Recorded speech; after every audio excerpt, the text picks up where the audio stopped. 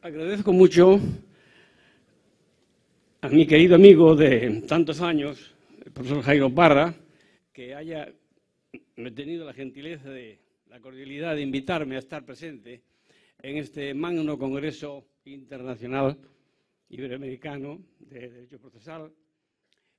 Agradecimiento que también hago extensivo a su magnífico equipo ejecutivo y coordinador y organizador que han podido montar este magnífico congreso que ya nos gustaría poder hacer en España y en general en Europa. Sentimos una justa envidia de que Colombia tenga un instituto tan potente como este, que le permite hacer estas muestras científicas de primer nivel que pocos países se pueden permitir.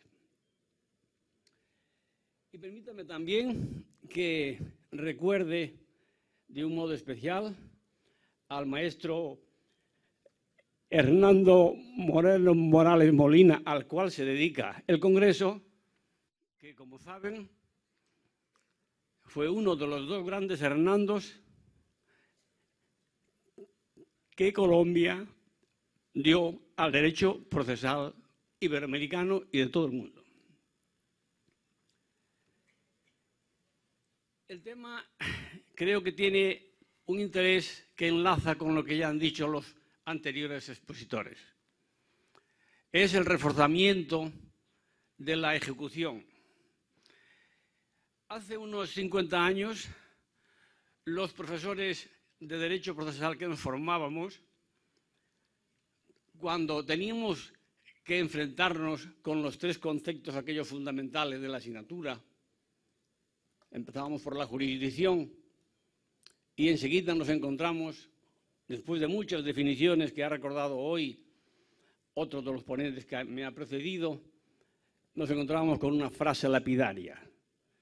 Esta frase lapidaria decía y dice «Jurisdictio in sola nozione consistit». Quería decir esta frase que la jurisdicción es solo un concepto. ¿Qué concepto? El concepto de decir, de declarar el derecho que corresponde aplicar para resolver un conflicto, un litigio. Y eso lo decía el juez en la sentencia. Y esa sentencia gozaba de la autoridad propia de toda sentencia judicial y, sobre todo, de una sentencia dictada después de un proceso de conocimiento plenario. Pero además, esa sentencia, recuerden, que se protegía de un modo especial. Tenía la autoritas, pero tenía además un valor específico que conocemos con el nombre de cosa juzgada, que hacía que aquello fuese indiscutible. Para que fuese indiscutible, lo resuelto por el juez se consideraba verdad y las verdades no se discuten. Podía haber un segundo proceso, una revisión, una segunda instancia, pero cuando se ponía fin al litigio, aquello se hacía indiscutible. Y no solo se hacía indiscutible porque era verdad, yo podía repetir ahora, y no lo haré por razones de tiempo, y por que ustedes son competentes y cultos, y hay ilustres profesores y maestros que no necesitan recordar, pero podía recordar los dísticos de Scacha cuando hablaba de los efectos taumatúrgicos de la sentencia pasada en autoridad de cosa juzgada. Y por si fuese poco, esa sentencia que decía la última palabra en aquel litigio se rodeaba de un hálito que se llamaba santidad de la cosa juzgada. Todavía los abogados antiguos escriben, esto va contra la santidad de la cosa juzgada. Esta demanda es inadmisible porque tropieza con algo que ya se ha decidido, con la santidad de la cosa juzgada. Y aquí, al llegar a este punto, los estudiosos de entonces nos decíamos, bueno, ¿y la ejecución? La ejecución no interesaba. no interesaba la ejecución, porque una vez que el juez había resuelto, había que cumplir lo que había resuelto. Los ciudadanos tenían el deber de cumplir las sentencias judiciales. Hoy también lo tienen y lo dice la Constitución. Lo que pasa es que hoy se procura no hacer caso. Hay mucho rebelde hoy, pero tenían obligación de cumplir las sentencias. Y si alguno se resistía a cumplir las sentencias, las legislaciones tenían siempre mecanismos coercitivos, el embargo de bienes, etcétera, etcétera, para hacer que la sentencia se cumpliera, más o menos. Y tanto es así que esta concepción dominó las más altas construcciones de la ciencia, del derecho procesal. Citaré solamente dos, bien conocidas. Una es la de Chiovenda. ¿Qué decía Chiovenda en los principios? Que la ejecución estaba fuera del derecho procesal, fuera de la jurisdicción. Podía ponerse a lo mejor como un apéndice, pero nada más. Y otro era Carneluti, el gran Carneluti, este genio, uno de los genios más grandes que ha dado la asignatura. ¿Qué decía? Pues que en el sistema, esa máquina prodigiosa de conceptos y clasificaciones, lo que decía es que la ejecución no era jurisdiccional y no había por qué ocuparse de ella. En esos 4 tomos voluminosos del sistema no se trata para nada de la ejecución. Y él decía, es que en la ejecución no hay litigio. Pero curiosamente, estos dos grandes profesores, grandes maestros de la asignatura, no tardaron mucho en rectificar. Rectificaron en las obras más útiles, más de universidad, las obras de estudio, las instituciones. Chiovenda dice en las instituciones que se equivocó, porque lo equivocó un poco la historia, el que sabía tanto de la historia del proceso, porque en el proceso romano la jurisdicción se ponía el acento en el mandato, en el ita jus esto, este derecho. Pero más tarde, el derecho romano canónico pasó el centro de gravedad a la lógica, al juicio. Y entonces el mandato quedó en un segundo plano. Con lo cual, la rectificación para el gran Chiovenda era como recuperar la pureza de las fuentes. Y Carneluti en las instituciones también nos dice, no me equivoqué. Cuando dije que no había litis, que es como llama él al conflicto, cuando dije que no había litis, sí que la hay en la ejecución. Y añade, y hay una litis de la peor calidad, porque la litis en un proceso declarativo es un litigio, una pretensión resistida, discutida o resistida. Pero en la ejecución, con una sentencia firme, es una litis insatisfecha. Con lo cual rectificaron. Pero fíjense bien ahora, les ruego atención a este dato, que es muy ilustrativo. El argumento por el cual rectificaron estos dos maestros es un argumento académico, es un argumento científico. Buscaron un argumento científico. ¿Ustedes creen que hoy la gente en esta sociedad que el gran filósofo español Ortega y Gasset definió como sociedad de masas, creen ustedes que la gente que se preocupa, como hemos oído esta mañana y ayer, por los problemas del funcionamiento de la justicia, por los problemas del sistema judicial, creen ustedes que les interesen estos argumentos académicos? En absoluto. Hoy lo que piden todos los ciudadanos, lo que pedimos todos los ciudadanos, cuya opinión se está indagando en constantes sondeos sociológicos, en encuestas, es que la justicia es lenta, tardía e ineficaz. Y una justicia demorada, o muy demorada, o una justicia que no se cumple, que no es eficaz, no es justicia. Pero no les preocupan estas construcciones de los grandes pensadores que hubo en el siglo XIX y principios del XX. Piden en realidad. Piden que lo declarado por el juez se convierta en realidad.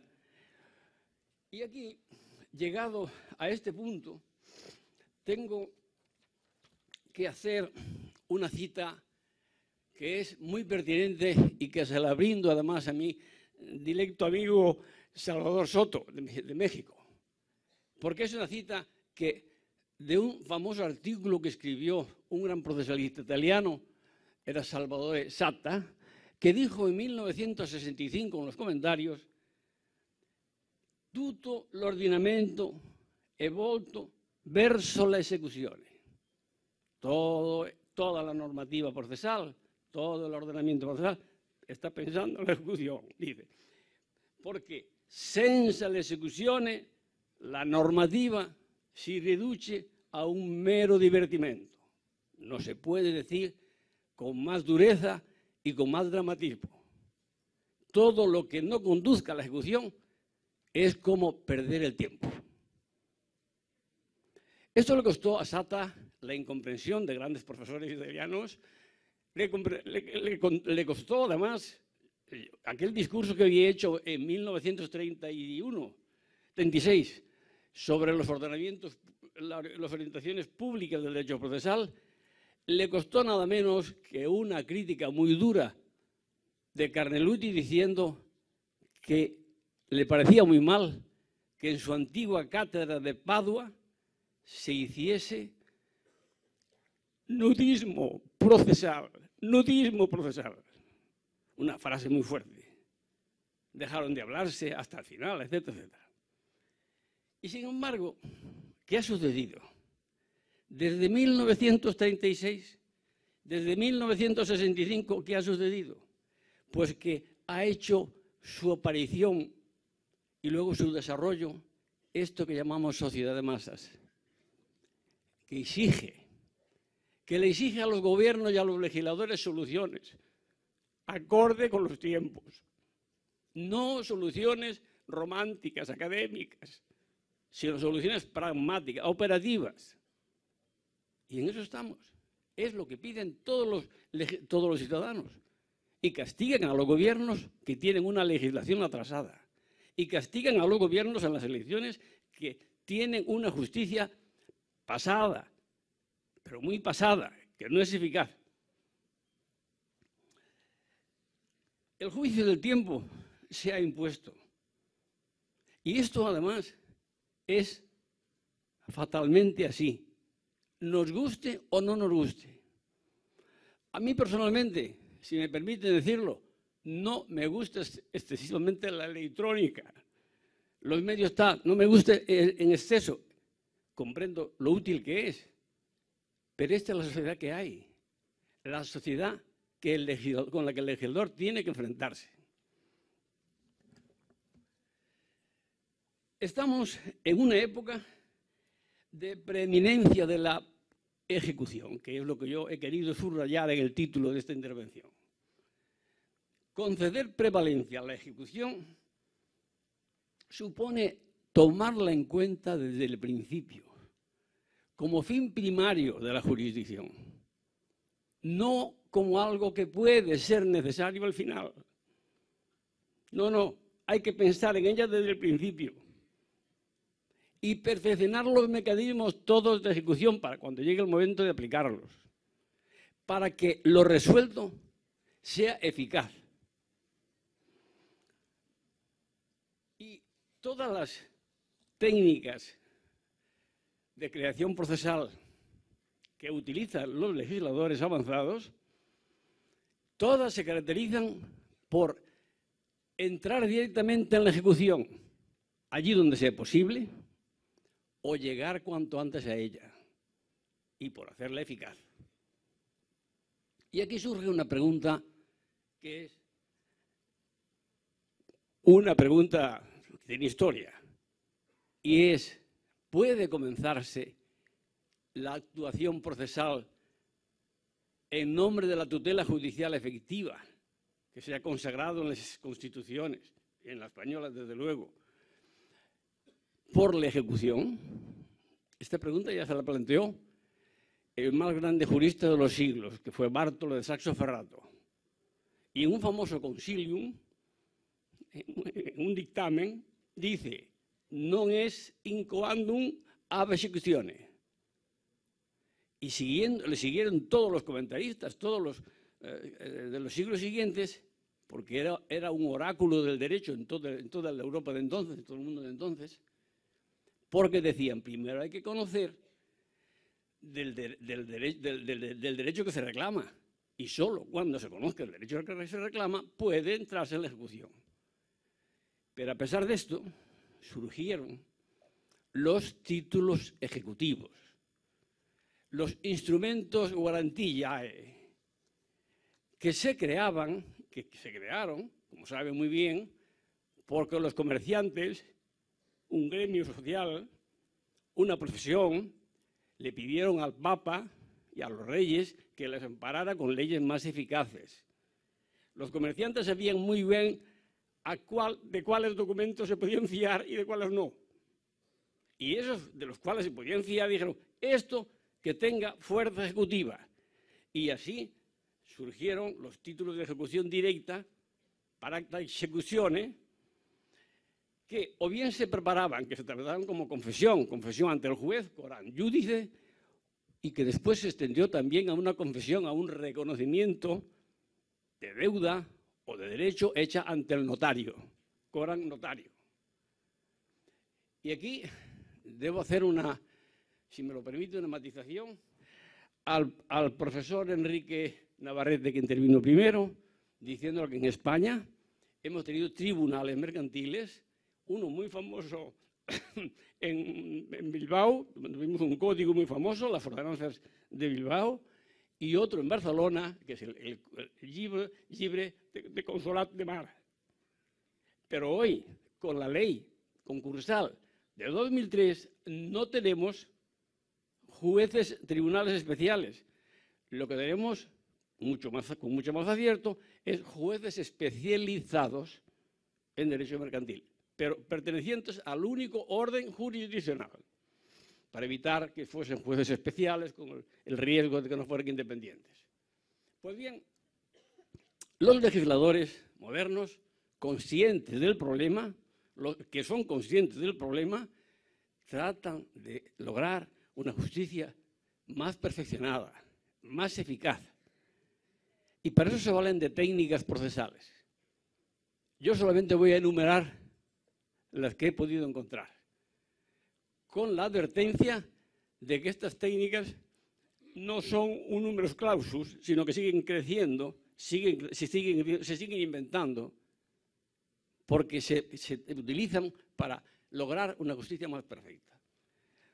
Los títulos ejecutivos, hoy, esta sería la primera técnica, se están ampliando, porque los medios de comunicación, los teléfonos, las comunicaciones, primero fue el fax, pero ya todos son los emails, etcétera, etcétera, permiten hacer contratos a distancia de enorme importancia económica. Una empresa le pide a otra: mándame 1000 cajas de no sé qué, mándame no sé qué. Y con esa aceptación, eso funciona. Y eso es un contrato a distancia que ya no tienen los problemas que tenían los antiguos contratos cuando lo reguló el Código Civil.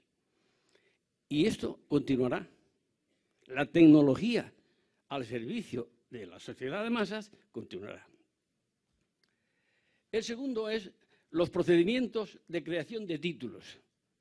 De creación de títulos con una difusión de un juicio que tiene precisamente esa finalidad: crear rápidamente un título ejecutivo para poder entrar en la ejecución.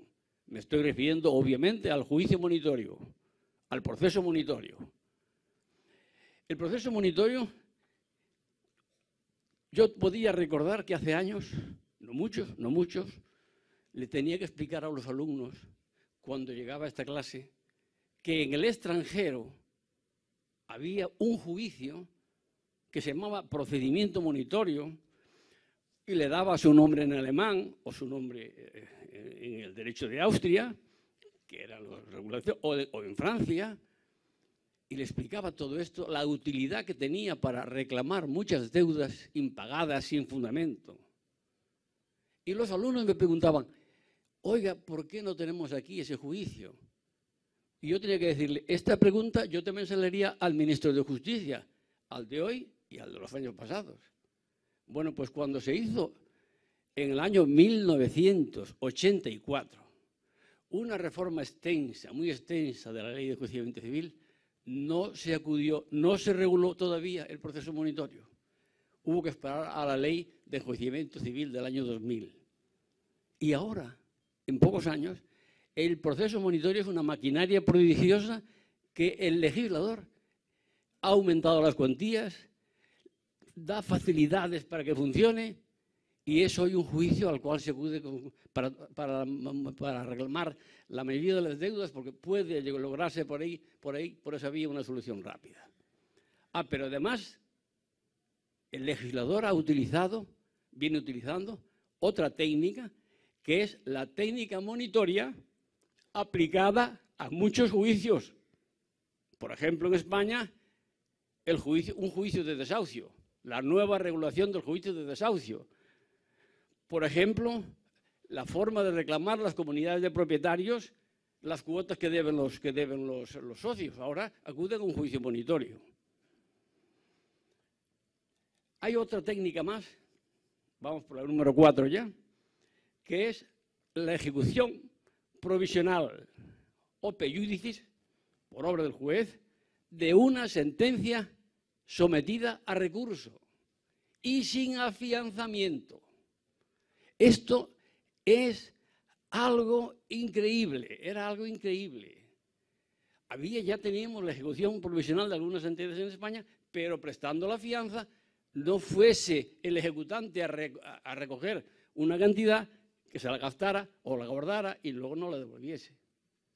Había que afianzar. Y entonces, al tener que afianzar, la ejecución provisional solo era útil para los bancos, para las compañías financieras, para las compañías que tienen con mucha facilidad pueden prestar una fianza.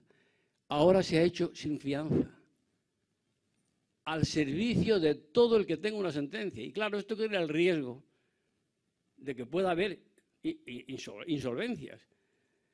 Pero el Estado ha dicho, bueno, los jueces no se equivocan tanto. El número de equivocaciones que cometen los jueces es asumible frente a la ventaja de una tutela judicial más rápida.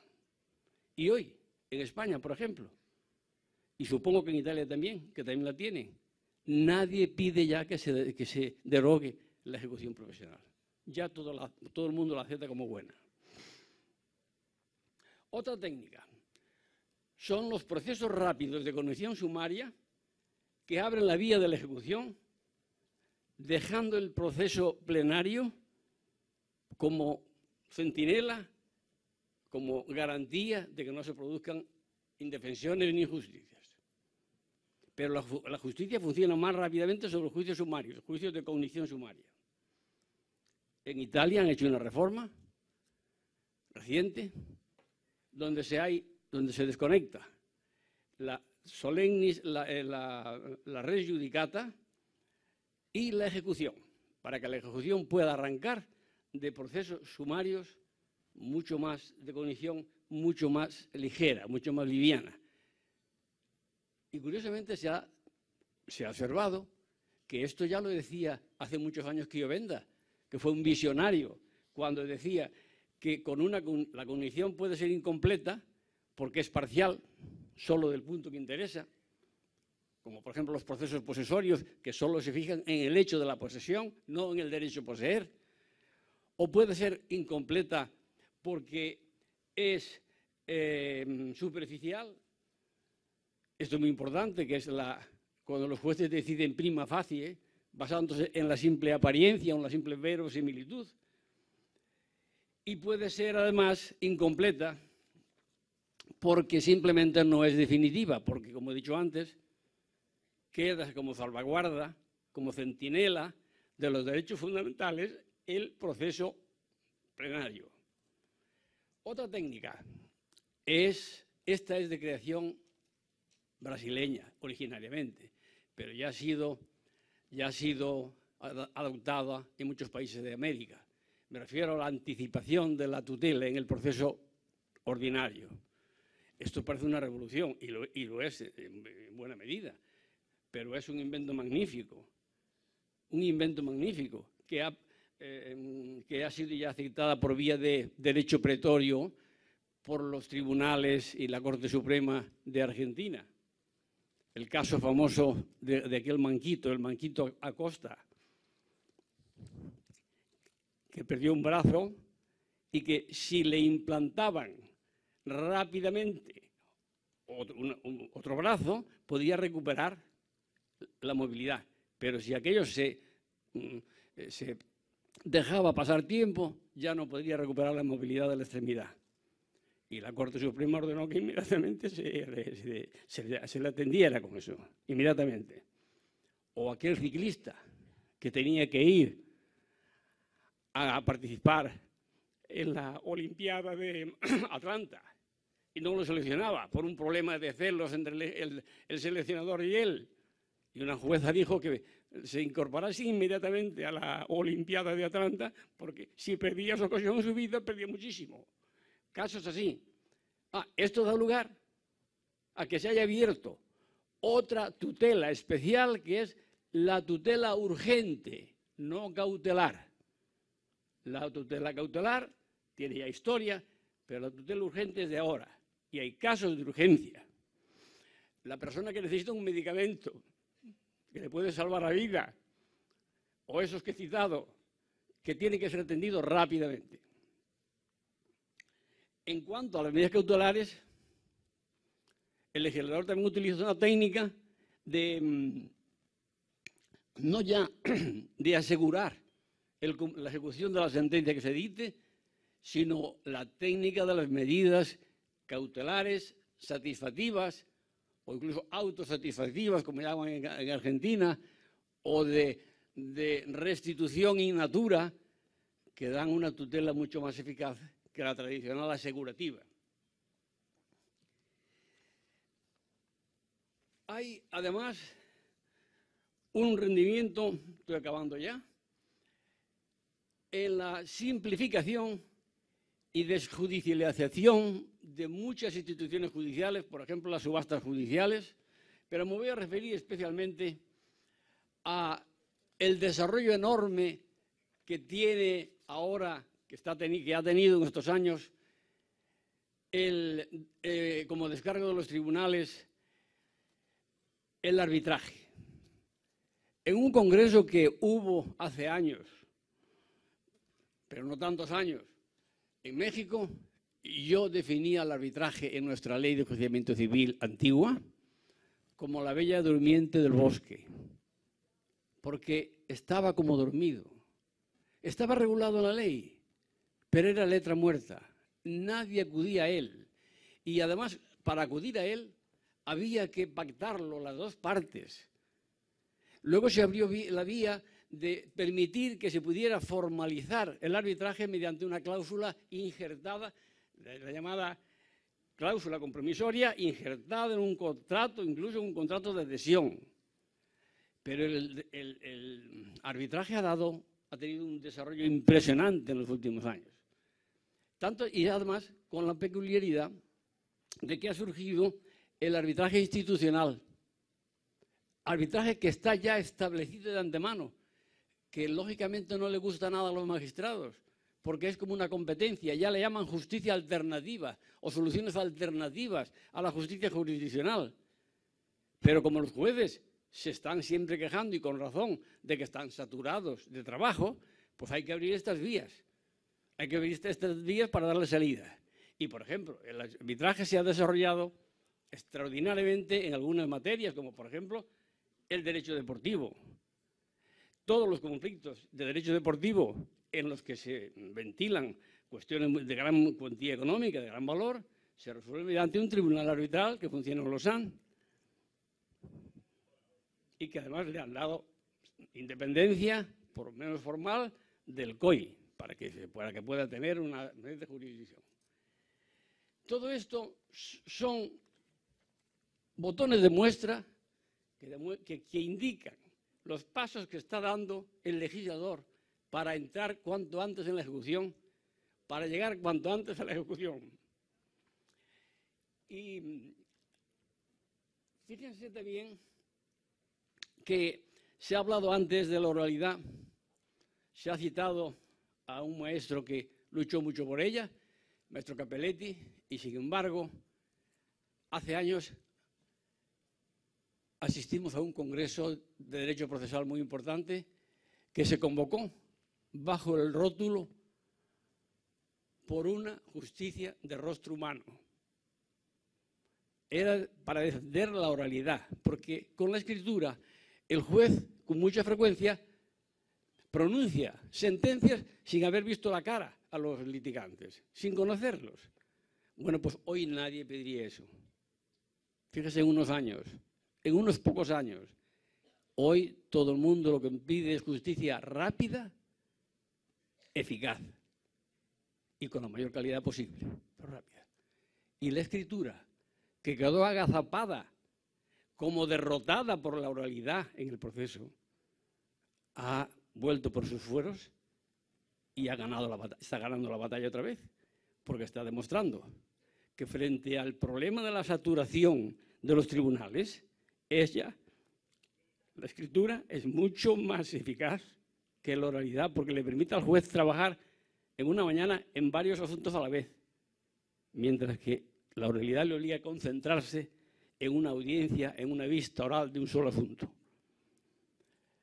Todo esto es lo que a veces, sin observarlo, estamos asistiendo a esta situación.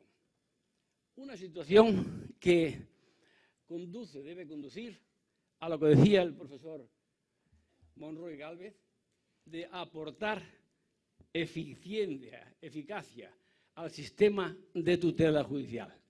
Porque, en definitiva, de lo que se trata es de que los protagonistas del conflicto no lleguen tarde a la representación. Como decía Calamandrei, es una frase de Calamandrei, cuando se decía que muchas veces a los justiciables les pasaba como a los de la ópera bufa, a los bedeles o conserjes de la ópera bufa, que llegaban siempre tarde a la representación por culpa de los ciudadanos que habían llegado tarde. De esto se trata, de llegar a tiempo y de hacer una ejecución eficaz. Muchas gracias, señores. Muchas gracias.